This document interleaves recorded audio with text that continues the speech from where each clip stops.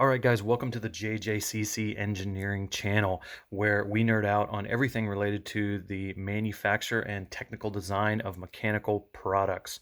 You might notice that what's on this table is old, and what you're used to seeing is probably new stuff. So this was really caught my eye because I've never really taken apart old stuff, as you know, stuff designed before 1990 or so, and interested to see how they did things differently back then. You know, when everything wasn't made out of plastic.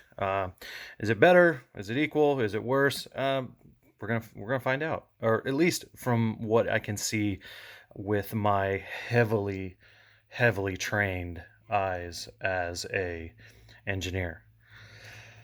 Yeah, I know. Some of you just rolled your eyes because your experience with engineers, they do stupid stuff sometimes, and you would not be wrong.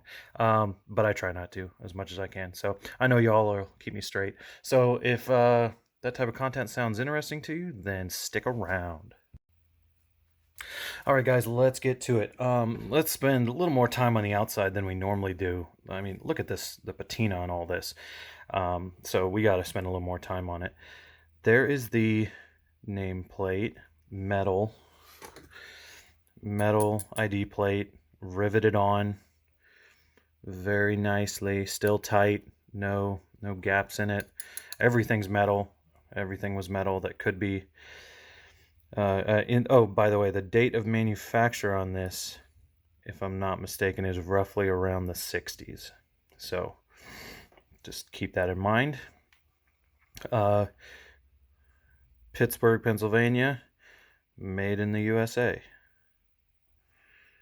There's those details, and there's that. This almost like this seems like something you should mount on a wall, kind of like an antique firearm or something like that. Just I don't know, something about Ryobis or modern products. If you set them in a barn for 60 years, something tells me they're not going to look like this. They're not going. This is obviously steel, so it's rusted a little bit, but it's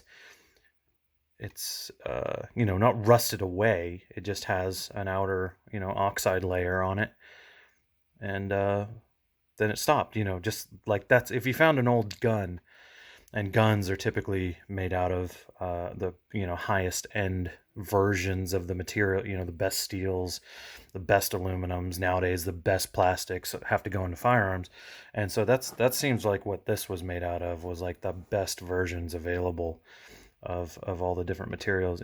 That's not locked up, still nice and smooth. Let's see, we might have a blown motor here. I have not plugged this in, but I see no reason not to. Oh, by the way, this I don't just that it's got that just looks, something tells me like a plug on a product you get today is not going to look like this, is not going to have this patina. But I don't know, maybe that's just nostalgia, even though I'm not old enough to have nostalgia, I guess. But let me plug it in real quick and see what happens.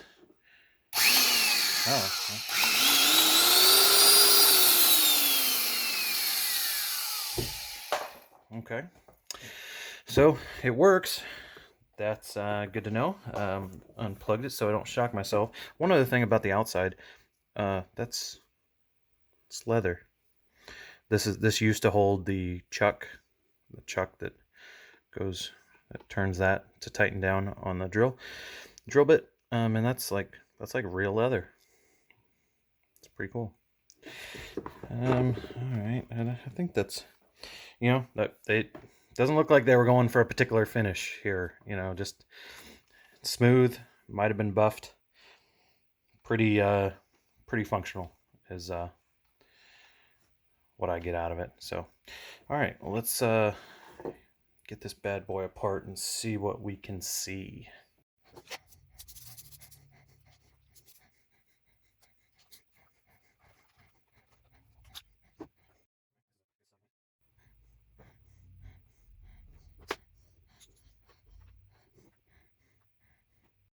this is kind of interesting. So that's the final the final drive right here. That's 1-to-1. See, no reduction. So that's the final drive. Let's just get a close up in there so you all can see all the. So that is a spur gear. Actually, all of the gears in here are spur gears, but these are straight cut spur gears, so they have no angle to them. And so the reduction, how to tell the reduction ratio on a simple spur gear reduction like this is just roughly the diameters relative to each other. So that's 1.1 to 1/4 inch. So a lot less than that. It's probably like 5-to-1, 4 or 5-to-1. So, and then there's another one. There's another reduction right here. So that's the first reduction. So, 5 or 6, between 5 and 6-to-1, and then let's see, 0.4. Can't really get. I don't want to get my calipers all greasy, but that's roughly 1.1. All right, so 1.12 to, so that's like a 3. Yeah, 3-to-1. So how gear ratios work is they multiply. So if you got a 5-to-1 here, then you multiply that times the 3-to-1 of the other one, and so you get like somewhere around a 15-to-1. So just FYI, that's how gear ratios work, at least on simple ones like this. And the interesting part to me is, you see how those teeth have an angle? Sorry, those teeth have a slant to them. They're not going in the exact same direction as the axle. They're off at an angle. So that's called a helical gear. And there's a number of reasons you would choose a helical gear over a straight cut gear. One of which is noise. And so you notice that they put it on the first reduction, but not the second one, because the first reduction is going to be at a lot higher RPM. That is probably the motor right behind there. So obviously that's going to be the highest RPM of the entire product, is right there. And so gears, especially spur gears, they whine the higher RPM they get. And so that's why the gears inside of your automatic and manual transmissions in your cars, they're all helical cut gears, unless you go to very extreme racing gears. And the reason is noise. Oh, that's pretty cool. You see right in there, those are needle bearings.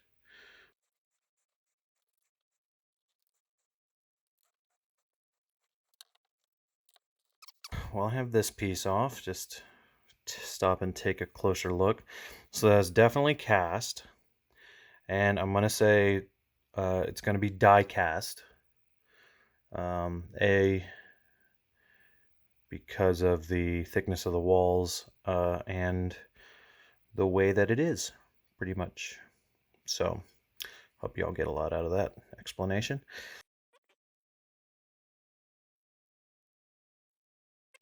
So definitely die cast, because that is an ejector pin indent right there.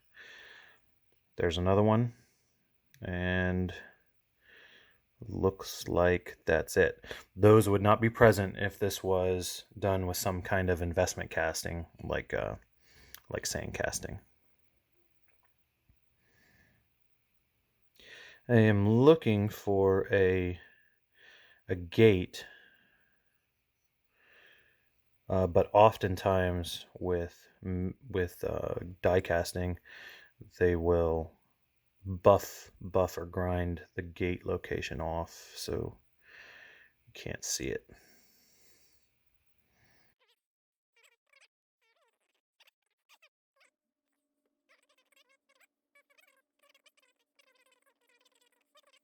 And see the brushes moving back and forth to make contact with the poles of the motor. It's those right there. That's the bearing it's on right now. But so once I do this, it's going to be a pain in the butt to put this thing back together like that. Yeah, that's why working on brush motors stinks. But this one is really easy to get to, so it really wouldn't be that bad to do. So that's a big old cooling fan right there. That's stamped sheet metal with a an A half and a B half die that just come in. Um, they might cut it separately, but I doubt it. Look, I bet the die probably cuts those splits at the same time that the die also forms those blades right there. So it's manufacturing process number 2. We got die casting, sheet metal stamping. Oh, number 3, machining or gear hobbing. Most of the time gears are made by dedicated machines that only make gears, so it's machining, but it's a special subset of machines. So just look at that. Something tells me a Ryobi motor won't look this good after 60 years either on the inside. And I'm not pooping on Ryobi. I'm just picking a modern brand out of the hat. There's nothing wrong with Ryobi. Ooh, that bearing has like no play in it at all.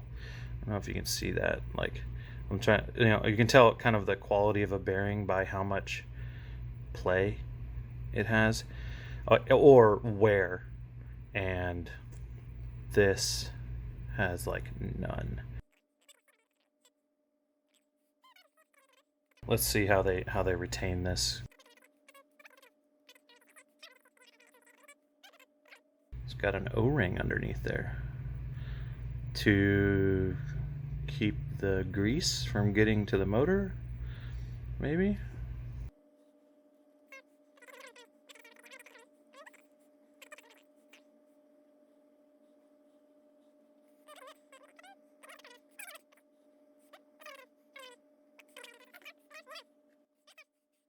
This right here is something that is interesting to me because I've done it before, which is where you like make a housing cross functional. I mean, all housings are cross functional. Some, it's you mount the trigger to the housing. It's protecting it from dust. It's the handle. It's the thing that you mount the cord to. It's the thing you mount the bearings to. But it's also the part that provides at least some of the structure. Like it's the outer can of the motor, basically.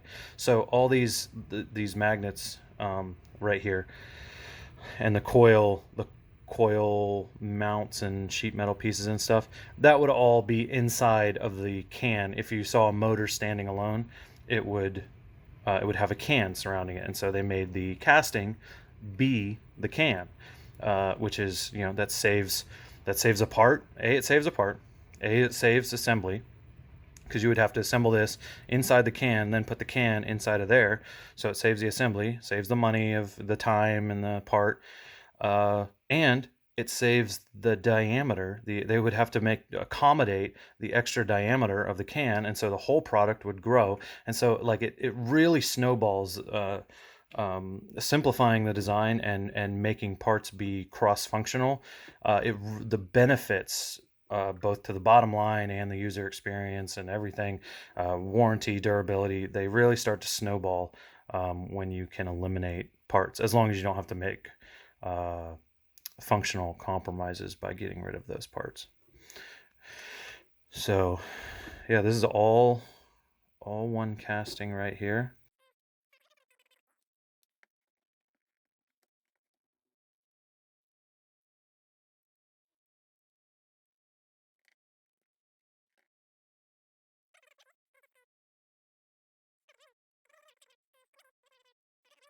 Or it could just be a way to make installing the brushes easier. But so there's There's one down here as well. It's the exact same thing. So it might just be like a separate like brush subassembly. Ooh, we've had a little meltage going on there. Something got pretty hot. Yeah, so the same thing is right up under here, and it looks like it's just a brush mounting subassembly. Which would be, that is the, like I mentioned earlier in the video, that is the hardest part about putting together a brush motor, is getting, this part back up in there and having those brushes push back up in there, and then so they can rub on the poles of the motor. And so that could have just purely been for assembly efficiency, that they can push the motor in first and then have the magnets or the brushes push down along the length, and then never have to worry about spreading them out. And then you hold the spring down with the cap and then just twist, and it goes back on. So that's my best guess as to why that's like that. Leave a comment if you got a better idea what you think it can be. It's ooh, man, that's like a lot of positive engagement to it. That's a Smith & Wesson revolver action right there. Single action.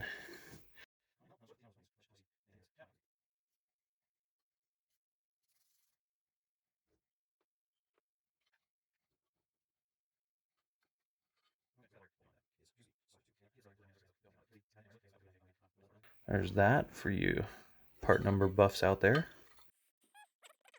Ooh, what is that? Oh, that's a, looks like a spring washer.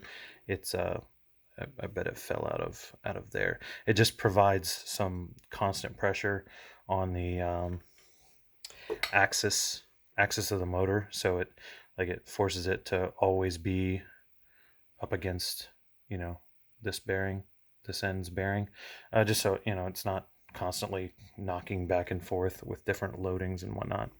So, well, that's what old stuff looks like. Uh, pretty robust. There's not a whole lot in here that looks flimsy by any means, but again, it is metal, and metal is more brittle than plastic on any day, really. So if you drop this on the ground, you might have a crack in it. Plastic will, warp and bend under load, but it tends not to crack. So that's probably the reason why every single major manufacturer has gone away from metal. They don't just use plastic just because it got cheaper. A lot of times that there really is a march of technology that some of us might not like in some ways, and like in other ways, but there tends to be a financial reason combined with a functional reason behind most things, especially if it's a competitive market. Because if they have to worry about competition, then you're not just going to make things as cheap as possible, because people will figure that out over time. So, all right, I'm rambling at this point, so probably a good time to end. If there's anything I didn't cover that you saw that, like, hey, why didn't you talk about that? Drop it in the comments down below. If you kind of like the video, then give it a thumbs up. If you liked it, slightly more than that, to moderately more than that, then give me a subscribe. More of these to come. Going to be on a schedule of release, much more consistent than previously. So there'll be more to come. If you really, really liked it, subscribe and share it to a friend. That's like the grade A content. This wasn't stupid at all. I liked it. So, all right. I'll see you guys next time.